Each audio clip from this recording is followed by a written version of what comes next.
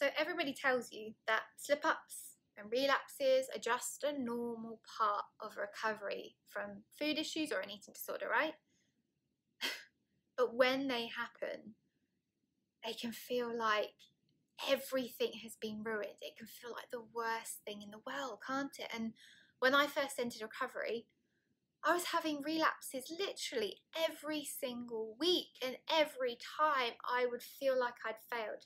I would feel like I'd ruined all the progress that I had made, and this would lead to even more anxiety, even more fear, even more worry, and self-blame and self-hatred than ever before. I was stuck in this cycle. So I get it. It can feel really difficult in those moments to keep picking yourself up and carrying on.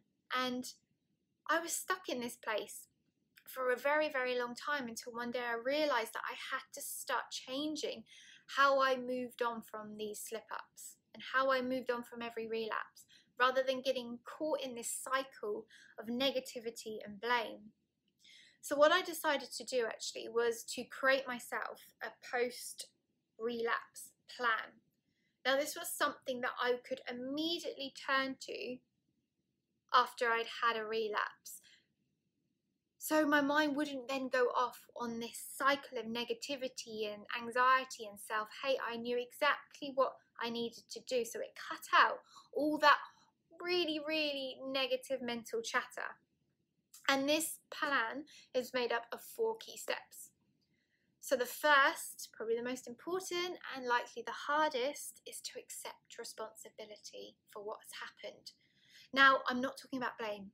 Responsibility does not equal blame, but it does mean accepting what's happened and making a commitment to yourself to be proactive about this in how you move forward. Because you are in control of this now, okay? Blame hands over your power. When you accept responsibility, you step into your power. It's a really important difference. Step number 2 is to actually reflect back on what's happened. I know it's painful. I know you don't want to go there. I know it's not something you want to reflect on, but it's really important to look at what happened so you can actually take some learnings from it, because that's the most important thing. So was there something that happened in your day that led up to this? Was there something you did? Something someone else did?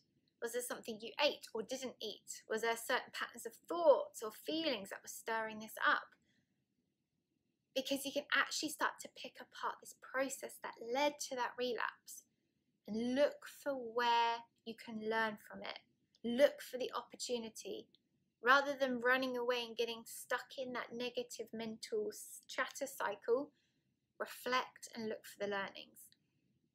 And that leads really nicely into step number 3, which is to look for one key learning.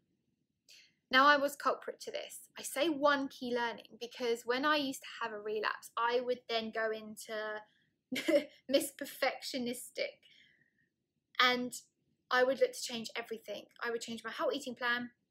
I would take back even more control. I would change my exercise. I would commit myself to thinking and feeling and acting differently, but it was just too much. I could not literally put all of those things into action in one day. It was too overwhelming.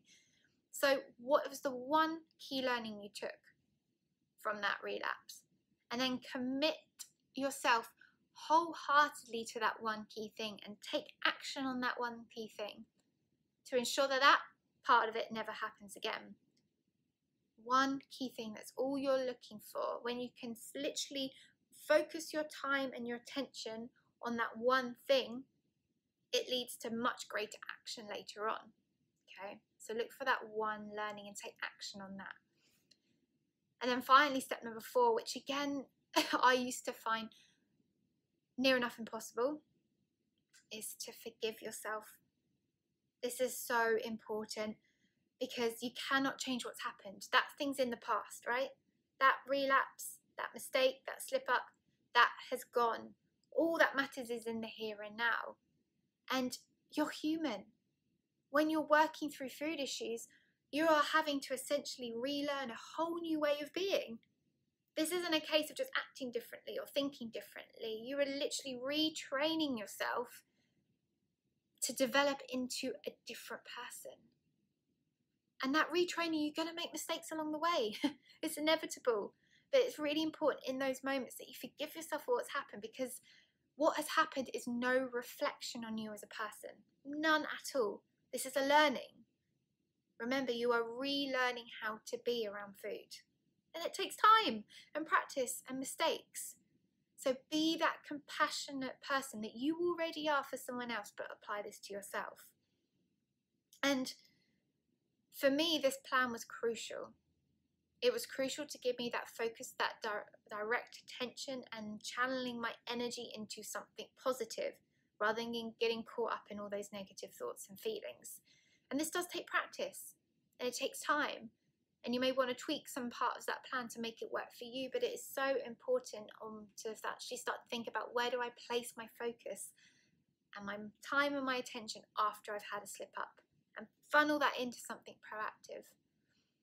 And remember, you are human. Like I said at the start, these things happen. They're a part of your journey, but actually so are the mistakes.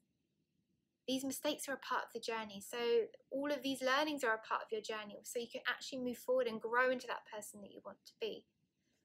So that 4-step plan: accept responsibility, reflect back, and look for the learnings. Take one key learning, commit yourself wholeheartedly and take action on that. And finally, forgive yourself. Be that compassionate person you are to somebody else, but for yourself. So I'm hoping that was helpful to give you a little bit more direction on what to do next time this happens. But comment and let me know what you think, and if there are any parts of this plan that you would adapt to help you make the progress that you deserve. So I'd love to hear about it.